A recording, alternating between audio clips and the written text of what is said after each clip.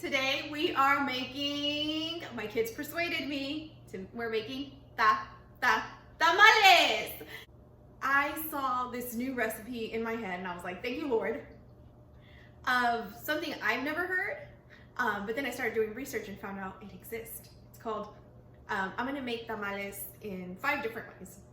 So you're definitely gonna wanna watch this video till the end. But the one that I saw in my head that I've never heard of is with green mole. So I'm gonna start with that. So for the green mole, I decided that I'm gonna use 3 chiles pasillas that I've already roasted in my oven at 490 degrees for 15 minutes. Actually, I did mine for 20, as you can see. But if you want it less black, then you would do 15. Okay, so, and then I put 3 Anaheim chiles because I'm going for that green color. And then I put 10 tomatillos and 5 garlic cloves unpeeled and a little piece of an onion. So I will show you how to make the mole sauce for this in a minute. So we'll set this aside. I want to show you something else that I kind of did by accident. So the other day we were talking with our daughter and she shared that she doesn't really like cheese and she's a vegetarian. So then we're like, or a pescatarian, and we're like, you don't really like cheese? I was gonna make cheese tamales just for you, but now that changes everything. So then I was trying to figure out what to make for her last year, and I had some black beans that I had cooked, and I cooked them in a really specific way. And I mashed them up, which is not common in my culture. And I filled the tamales up with the mashed black beans, and they were a big hit. And I only made like 10 of them, and I loved them, everyone loved them. So now I'm gonna make a lot of them on purpose. So we did this by accident, and that's what we do as creative cooks. So you're welcome for this recipe that you're gonna love, even though it sounds crazy. So I let my Cuisinart electric pressure cooker do all of the work for me. And I put my beans in here, my black beans, about this amount. So what is that, like 2 cups? I don't know. Whatever you want, how many ever you want. I put like this amount in there, filled it up with water, cooked it in there for 95 minutes, and I put 3 chiles tostados de árbol, which are these, and it's just toasted dried chilies de árbol. That's what that is. So I put that in there with the salt and the granulated salt, and I seasoned it to taste, and then I mashed them up. And now we are ready to make our salsa. So tamales with a mole rojo, and that's just a red chili sauce, a thick red chili sauce. And I'm gonna make it for my pork meat, and I'm also gonna make it for my chicken. So to start off, I will be adding a couple of chile guajillos. And I got all of my ingredients at my local El Super El Costco. So I added about 14 chile guajillos, and I added 1 chile pasilla, 2 chiles tostados de árbol, because I don't like it too spicy. And I want it to be perfect for my kids and my family. A quarter of a yellow onion, the one with the yellow peel. And then a full head of peeled garlic cloves. And this is what I will be boiling to use for as the base for my salsa roja, which is the mole salsa mixture with the red chiles and the chiles guajillos. I put them in my blender. 6 salted crackers, and then to that I added 4 corn tortillas. If you want yours thicker, you can add maybe 7 to 8 salted crackers, and 5 or 6 tortillas. Some people like to put masa. I prefer to do it this way because I feel like the flavors are more rich and enhanced. And so I did that. I added 3 cloves of these into the blender as well in my Vitamix. Then I seasoned it to taste with granulated garlic powder with this chicken seasoning with this one, and garlic salt as well as onion powder, and then a little bit of salt. So if you like to season your mole with different flavors or seasonings, feel free to do so. That's what you're here for. And I love to blend it in my Vitamix, because when I blend my mole sauces in my Vitamix, I actually don't strain them, and it saves me a lot of time, and I'm gonna show you what it looks like without straining. I almost forgot to mention, for the sauce, the red sauce, I let my chiles boil for like 20 to 30 minutes because I wanted them really soft in my pot. And then I seasoned them with a little bit of salt and garlic salt and garlic powder and the granulated and the onion powder. So I seasoned it gently. I strained the water, removed the water, because I feel like if you leave a lot of the water, it gives it like this bitter aftertaste that I don't like. And I used, to blend both sauces, I used the broth from the chicken to blend both sauces, and that truly enhanced the flavor. So that's a huge secret that enhances the flavor. That's the red sauce. Now you know how to make it. You blend it, and I did have to use, because it was a thick sauce, I did have to use the stick for the Vitamix, but that's why I love my Vitamix. As for the green sauce, you're gonna do the exact same thing. The only difference is that I did not add the cloves. So you're gonna add your 4 to 5 crackers, depending on how thick you wanna make it. You're gonna add your 3 to 4 tortillas, corn tortillas, all of these seasonings as well. And you're gonna blend all of that and taste it and see if it needs any adjustments, and then at that point you would add more stuff. And so for this part, we're going to be talking about the husk. Yeah, I did get it right. They're corn husk. Okay, so these are corn husk, and I bought these at Cardenas. As you can see, this is the brand that I'm using. And now I'm going to show you how we're going to clean it. But for this part of the process, I would like to invite my amazing son, Azel. Hi. Azel will be joining us for this part, and he will help us open and put all of the leaves in a big pot so that they can soak and soften. So I just rip this apart? Yeah. That sounds easy. Yeah. There. We are going to put the corn husk in a very small pot. We literally have to move out the oven. The stove. Yeah, we literally have to just move it forward. That's where we will be cooking the tamales later, but for now we're going to use it for this. Yeah. Yeah, we like to make a lot of tamales. Yeah. We make a lot of tamales. So we like to freeze them, and then that way we can eat them. Randomly, I'll surprise the kids, and they'll say, "What's for dinner?" And I'll pull some out of the freezer, and then I'll be like, "Tamales!" Oh yeah, I just loved your tamales. It is just delicious. I didn't pay him for that. Yes, I am not being paid for this. This is all free labor. Labor of love. Rinsing and making sure that they're nice and clean. Okay, this one. And we're transferring them to a clean container. And we're going to be leaving a little bit of water in there so they can soak, continue to stay soft. Okay, for my meats, you know I let my crock pot do all the work, and obviously I started prepping a day or two before. So let's start with the chicken. I got a whole pack of chicken, you know, the big rectangular pack. I got that whole pack. I put it in here, and I boiled that with 9 to 10 garlic, peeled cloves, half of an onion. I filled it up with water, and it cooked in here for nine hours on high. I added all of these ingredients that you see here: the salt, the garlic salt, the chicken seasonings, the onion powder, and the granulated garlic, and the consomme. That's what I meant. So I did that. Then I shredded it, removed all the fat. Then I did the same thing with my pork. The next day I cooked the pork. And for the pork, I seasoned it. I actually did season it with chicken bouillon, just this one, and with the garlic seasonings, the salt, the garlic salt, as well as the onion powder. I did put a lot of garlic in there again, nine garlic cloves or so, and half of an onion.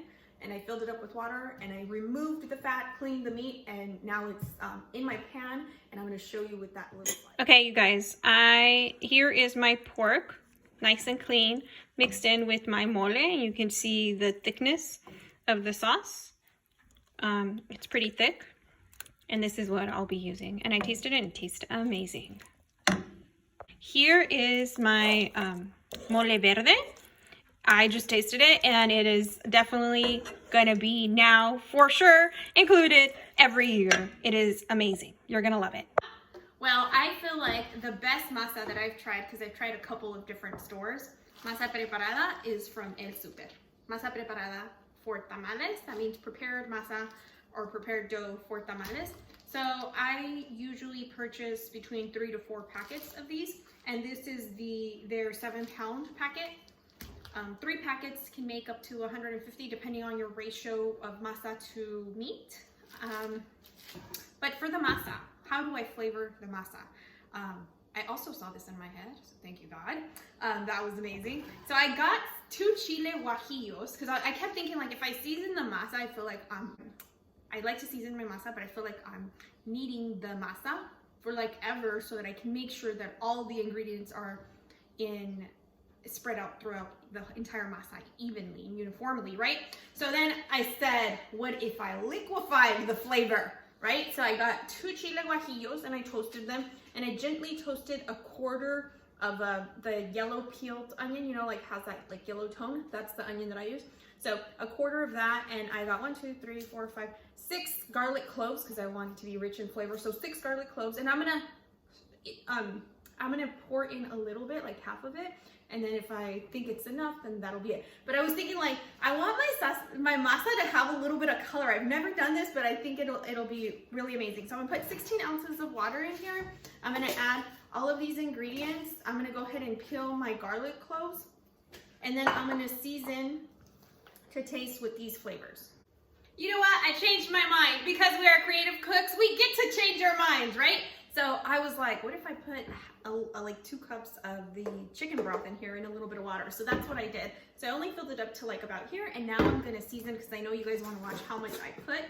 I'm gonna be using like almost 2 whole bags. I'll probably use 1 bag and a half of masa because of the amount that I'm wanting to make right now. But we'll play by ear. We'll see how it goes. So based on that, like with that in mind, the amount of masa that you're gonna use, that's how I'm gonna season. So I'm thinking this, like I said, I'm gonna pour it in slowly and then taste my dough. In there. And then to that, I'm gonna add some of the red one. Can you see? Yeah, like that.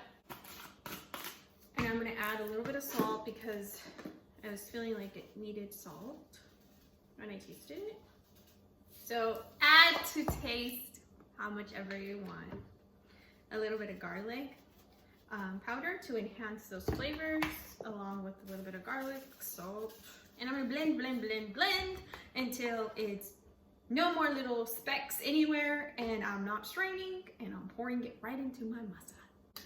Okay, so here is my mixture. I'm gonna show you how much masa I'm using.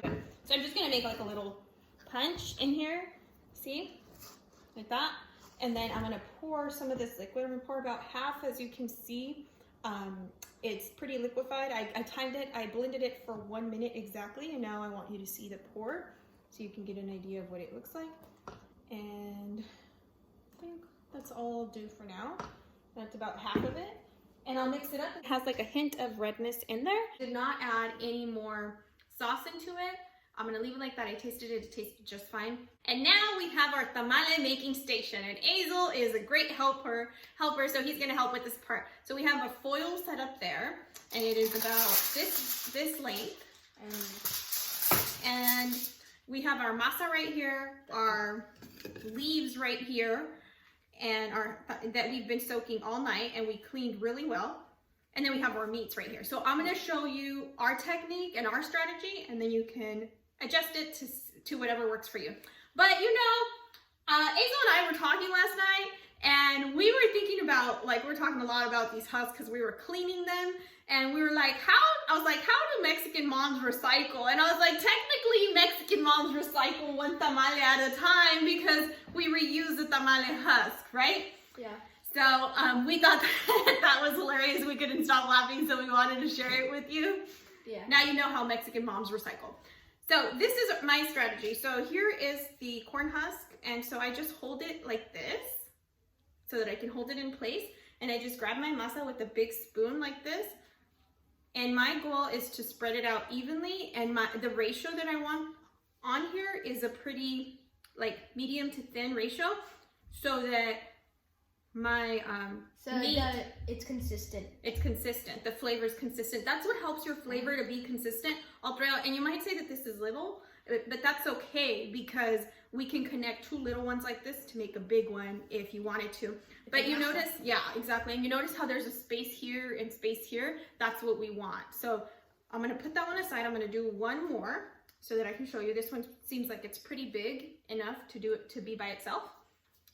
So when I do these, I like to do one meat at a time, and then we package them, and I'll show you how we package them. I like to do one meat at a time, and then we label them as well so that we know what's in each little packet. Oh, also, if you want to be good at spreading the masa, I really recommend practicing, because that is hard. Unless you do something similar. Yeah, Hazel's been practicing. So here is my tamale husk with the masa, right? And so now I'm gonna grab my green mole. I'm gonna start with the green chicken mole, and I'm gonna put some in the center. And you can tell that I like a pretty good amount. So let me show you. So this is what it looks like close up. To wrap it, so this is how I wrap it. I fold one side, then the other. And because of my ratio of masa, and then I put my thumb right there, and I bend it, and I set it on my foil. And that's it. Okay, so now I'm gonna show you our technique for the wrapping. So we have 5 tamales in here, and all I'm gonna do is I'm going to wrap it from one side to the other, just like that, nice and firm. And then I'm gonna wrap the ends upward, and then we're gonna label this with a permanent marker to say green chicken mole, and that's how we do it. So we do it in stacks of 5 to 6, and then I'll show you how I place it in my actual. Okay, so another tip that I have for you is that when you're making your tamales, when you're making your sauce, see how mine is nice and thick? You wanna make sure that your sauce is thick enough to the point where it doesn't, there's not a lot of liquid all over the place, because if there is, I'm making a tiny one, because if there is, then it's gonna get all over the place, and then you're gonna have like liquid spilling everywhere. So to avoid that, you would make your meat sauce thicker. Another Tamale 101 trick that I have for you is that you can do everything that we're doing right now up until this point together, and you see how I have my packages wrapped and labeled, and then you can just stick them in your fridge. Because you made a thick enough sauce and it's not spilling all over the place, you can easily stick them in your fridge. And if your guests are coming tomorrow, it only takes 2 hours to cook in the steamer. Less work for you. But it looks like you've been laboring all day, huh? Another Tamale 101 trick that I have for you is that you can do everything we've done up until this point. Put the masa in, the tamales, package them just like we have here, label them, and take it one step further. Put them in a Ziploc bag. 2 of these fit in a Ziploc bag, and freeze them. And anytime throughout the next couple of months that you're wanting fresh tamales, you can just pull them out and dinner can be ready in 2 hours. Fresh tamales every day! Okay, so here is my 52-quart steamer that I have. I have filled it up with water up to here, so right to this line. And now I'm going to put, let me show you, it comes with this. So I'm gonna go ahead and put this, I already washed it, put this in. And now I'm gonna show you how I stack my stacks of tamales inside. And I'm gonna be cooking it for 2 hours, and then the time for the big reveal of the delicious tamales after that. So this is the inside of my pot. So I just continue to layer over and over the packages until I'm done layering the packages that I've cooked, that I